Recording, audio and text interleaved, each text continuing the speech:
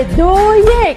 ما با اضافه کردن یه سری مواد به خاممون میتونیم از شل شدنش جلوگیری بکنیم. 5 تا گزینه رو بهت معرفی میکنم که آخرش از همه مهمتره: پودر خامه، پودر نشاسته ذرت، پودینگ وانیلی، کرم فیل وانیلی و کرم نشاسته ذرت که این از همه مهمتره. تنها نکته‌ای که داره اینه که این مواد رو باید زمانی به خاممون اضافه بکنیم که نه کامل فرم گرفته و نه شل و ول. اینطوری مقدارا رو که براتون توی کپشن نوشتم. بریم سراغ کرم نشاسته ذرت که از همه مهمتره.